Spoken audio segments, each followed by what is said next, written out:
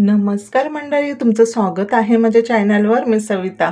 तर इथे बघा, गव्हाचं पीठ घेतलं आहे मी आणि त्याच्यामध्ये चवीप्रमाणे मीठ आणि 2 ते 2.5 चमचे असं मी दही टाकलं आहे आणि सोडा टाकलेला आहे, बेकिंग सोडा. आणि छान थोडंसं पाणी टाकून ना हे पिठाचा मस्त घट्ट गोळा मळून घ्यायचा आहे इथे आपल्याला, कारण की आज मी बनवणारे आहे पिझ्झा बॉम्ब.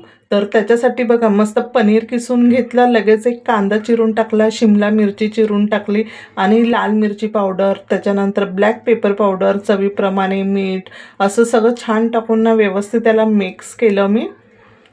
आणि त्याच्यामध्ये जरा थोडंसं 50 ग्रॅम असं चीज पण मी टाकलेलं आहे.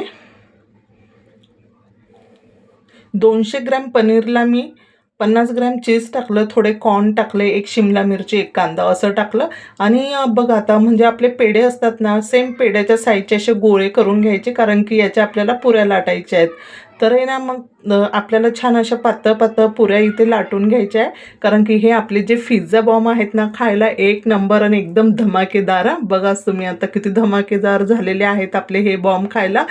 म्हणजे आता बाहेर जाऊन मुलं कसे पिझ्झा खातात, हे ते किंवा आपल्याला पण खाऊशी वाटतं ना कधीतरी, की असं बाहेरचं काहीतरी खाल्लं पाहिजे. मग त्यावेळेस बघा, आता नाही जायला जमलं किंवा नसेल खायचं बाहेरचं, तर आपण असे घरातल्या घरात असे पिझ्झा बॉम्ब बनवू शकतो. एकच नंबर आणि हेल्दी पण आहे. तर आहे ना, मस्त इथे असं छान लाटून आहे ना, त्याच्यामध्ये चांगलं 1.5-2 चमचे असं सारण ते बसवायचं, हे मिश्रण. आणि व्यवस्थित तोंड त्याचं पॅक करायचं आणि गोल गोळा करायचा आणि थोडंसं हातावर दाबून घ्यायचं, कारण की हे आपल्याला भाजायचे आहेत आणि भाजताना हे असे टम फुगून येतात, म्हणून थोडेसे असे दाबून घ्यायचे हाताने. तुम्हाला जर व्हिडिओ आवडला असेल तर व्हिडिओला लाईक करा, चॅनलला सबस्क्राईब करा आणि आपले पिझ्झा बॉम्ब कसे झाले आहेत ना, हे नक्की मला कमेंट्समध्ये सांगा. आणि म्हणजे तुम्ही पण एकदा ट्राय करा आणि बनवून बघा, किती टेस्टी होतात आणि खायला किती मजेदार लागतात. खरोखर ते बॉम्ब असे फुटल्यासारखे, एवढी मज्जा येते खायला.